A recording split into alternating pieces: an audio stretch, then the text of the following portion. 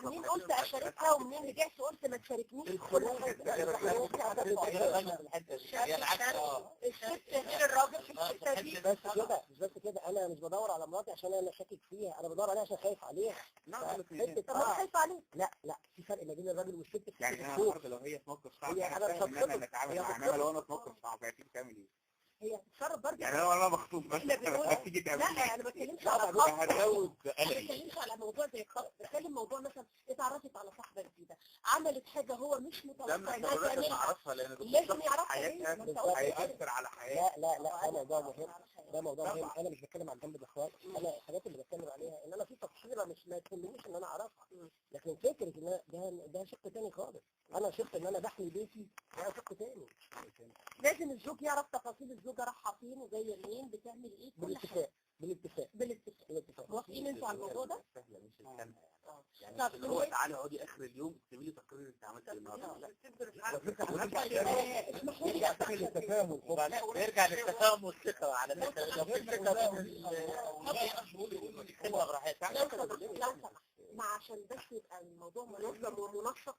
انا يعني وقت البرنامج اقترب من الانتهاء، خلاص فاضل لي دقايق. انا عايزه هدي لكل واحد كلمه هيقولها، حابه ان يكون شعر، حابه ان يكون كلمه يوصلها لاي زوجه مش شرط زوجته، لاي علاقه اسريه عشان نقدر نوصل بالاولاد.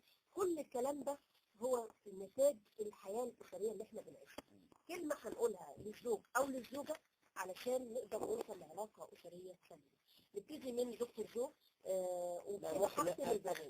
عايز يبقى اخر واحد. نبتدي بالاستاذ احمد كمال حسنين، استاذ التنميه البشريه والمؤسس للمبادره الوطنيه لتأهيل الشباب. والله انا رايي زي ما حضرتك في البدايه ان المواطنه والرحمه هي اساس اي علاقه. اوكي. استاذ زين العابدين، خبره. انا هختم بكلمتين شويه كده بس يعني قبل ما تكبر يا ابني وعمرك لما يعدي الدنيا تجيلك، حب الخير للخير وصلبك بر امان وكل انسان، وانت في مدرسه او في الجامعه وانت في منصب من الاعيان،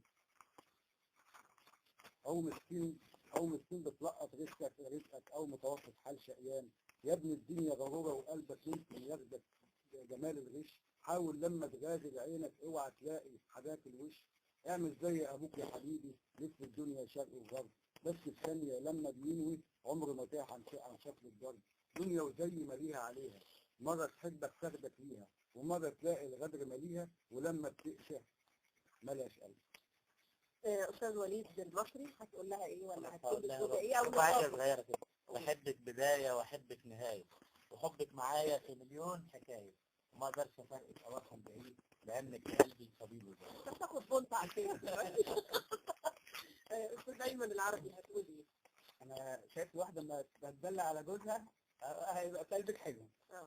يا دلع يا دلع دلع بين الحلوين اطلع، يا دلع يا دلع دلع بين الحلوين اطلع، روحي حبت روحك وقلبي بيك تولع، روحي حبت روحك وقلبي بيك تولع، قلبي بيك تولع، يا دلع يا دلع دلع بين الحلوين اطلع، يا دلع يا دلع دلع بين الحلوين اطلع، يا دلع دلع. الله عليك، ده انت بتدلع دلع اهو. استاذ ريم، هتقولي ايه؟ بقول له انا مذنبه علشان في يوم فكرت فيه